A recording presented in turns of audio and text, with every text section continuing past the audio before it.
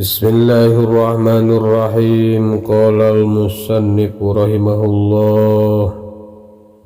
wa nafa'ana bihi wa bi ulumihi fid darin amin. Al-manqabatus saniyatu wal khamsuna fi awwali takallumihi 'alan nasi 'alal kursiyyi radhiyallahu anhu. Manqabah ke-58 rek nyarioskeun awal mula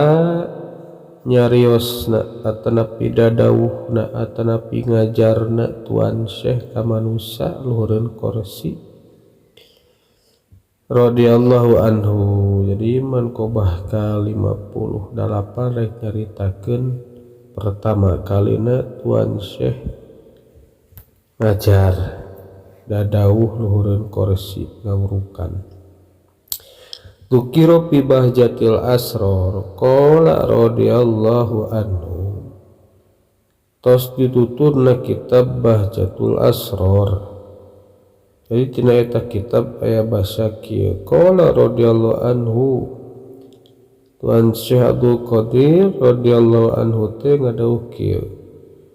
Ra'aitu Rasulullah sallallahu alaihi wasallam qabla tuhri min yaumis sulasa. Kaula teh ninggal Kanjeng Rasulullah sallallahu alaihi wasallam dumana ninggal teh sateuacan waktu lohor poean Salasa asa asar min Syawal tanggal 16 Syawal sanata ihda wa ishrina wa khamsimiatin tahun 520 Hijriah. Faqala maka ngadawuh Rasul, ya bunayya lima la tatakallam kunaon anjeun teh beuteung ayeuna daek dadawuh lain garaprak cenah ngawurukan teh lain gara ngajar dek wae nyarios kunaon kultu ya pidauh kaula pidauh Tuan Syekh ya abata aduh bapak kaula wahai bapakku ana rajulun ajamiyun atuda kaula mangansa ukur ayeuna jami bangsa ajami kami mah lain urang ayeuna Baghdad usoha eta mah kami mah ajami bahasa ajam tepati paseh ayeuna bahasa Baghdad teh kaifa atakallamu ala fusohai Baghdad atuh bade kumaha abdi nyarios dipayeuneun ayeuna jalmi-jalmi nu parasehatna kota Baghdad teh sedengkeun abdi mah ajami. Faqala maka dawuh Kanjeng Rasul iftah paka geus bukakeun anjeun paka kana cangkem anjeun geus bukakeun cangkem anjeun. Papatahahunya Tuan Syekh mukakeun cangkemna fatafalla fi sab'annya atu Kanjeng Rasul nyiduhan Tuan Syekh sab'an 7 kali ciduhan trot trot trot 7 kali ku Kanjeng Rasul. Faqala li nya Kanjeng Rasul teras ngadawuh ka kaula takallam alan nas cik ayeuna mah anjeun gara ngajar ka ditu ngajar manusia gara ayeuna ceramah gara pengajian cik urang ayeuna manusia wad'u ila sabili rabbika sareng ajak ku anjeun aranjeunna teh ka jalan pangeran anjeun bil hikmati wal mau'izatil hasanati kalawan hikmah sareng mau'izah hasanah pitutur nu sae. Ya tu singkatna carita tu teras pas salat duhur kaula teh netepan salat lohor pidauh Tuan Syekh teras cenah kaula teh salat lohor saatos ayeuna diceduhan 7 kali teras ayeuna dipewarang ayeuna ngajak manusia supaya ayeuna ku cara hikmah sareng mau'izah hasanah teras cenah netepan salat lohor wa hadarani khalqun kasirun pas ayeuna jeung tepan kitu manusia makhluk anu seueur halaladir ka kaula ting daratang ti ditu ti dieu wah dipuru tuan Syekh teh ngeun bade ngaos kitu bade ayeuna hoyong ngupingkeun dadauhna partajja alaya atuh cenah kaula teh geumpeur norok tok kuat ka ayeuna hese nyarios teh makat ku ninggal manusia seueur eta jadi tos ngatepan lohor beres barang ninggal wish bacalmi cenah geuning sing horeng cenah ya kuat ka aduh cenah bingung ya geumpeur Waraitu ala Ali ibni Abi Thalib karamallahu wajhahnya pas kitu teh kaula ningal aya Sayyidina Ali bin Abi Thalib wajah ka iman bi izari anjeunna tatih ngadeg payunan kaula bil majlisi di majlis faqala pidaw Sayyidina Ali li ka kaula secara batin banguntan ya bunayya lima la tatakallam wahai anakku mengapa engkau tidak ayeuna berbicara nah betul acan wae pung dadauh ngawurukan mapatahan nganasehatan aku tu maka ayeuna kaula ngucap ya abata aduh wahai bapakku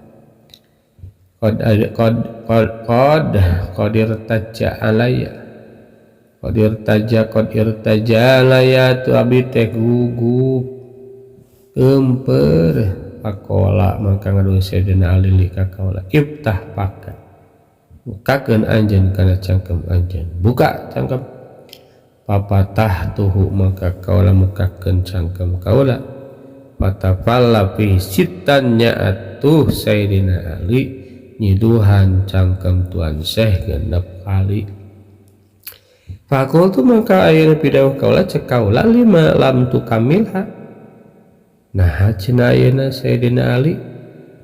tuan Sayyidina Ali mah beuteung nyampurnakeun sitan sab'an kana jadi 7 nah beuteung 7 cenah beuteung dijejegeun 7 jika Kanjeng Rasul bet genep nyeduhan teh aku lama ngadawu Sayyidina Ali adaban ma'a Rasulillah SAW cenah gawe adab ka Kanjeng Rasul gawe tata krama sabab Kanjeng Rasul mah ayeuna pangutamina saluhureun kaula jauh atak ayeuna kaula mah genep cukup summa tawara'ani teras atuh eta Sayyidina Ali samar ngiles sakurang leungit di pandangan kaula sapi teu aya jika Kanjeng Rasul tadi aya atas kitu aku tuh yang ngucap kaula ya pertama kali tuan Syekh dadauh di payunan manusia wasul fikri yagusu fi bahril qalbi ari teuleumna pemikiran eta teh teuleumna lautan hate ala duraril ma'arifi kerneangan pirang-pirang inten ilmu kamakrifatan payastahrijuha ila sahili sadri mangka atuh nutulum itu teh ngaluarkeun intenna dibawa ka ayeuna sisi dada payuna di alaiha samsaru tarjumani lisan atu samsaru maklar juru terjemahna lisan teh yunadi sasauran alaiha kana eta ayeuna durarul ma'arif eta cenah aduh cenah peser ku abi ndek meuli watas tari sareng watus taro sareng eta intan kamakrifatan teh dipeser binapa isa asmanin ku harga nu pang endah-endahna pang mahal-mahalna husni taati nyaeta saena kataatan fi buyutin adinallahu an turfa'a di bumi-bumi anu Allah tos ngawidian anturpa kana sik lamun diluhurkeun itu buyut itu bumi atau napi agama Allah. Qalu ngaduh manusia hadza awalu kalamin takallama bihi ala nas alal kursi tah ieu teh mangrupikeun awal dawuhan Tuan Syekh anu ku Tuan Syekh didawuhkeun ayeuna ka manusia luhureun korsina luhureun majlisna radhiyallahu taala anhu atuh pamugi karunia Allah taala muga tetep kanjina sareng ka urang sadayana aman qabatu salisah wal hamsun bi madhi Syekh Ahmad Ad-Dabbas satu tulis radhiyallahu anhu al-Fatihah.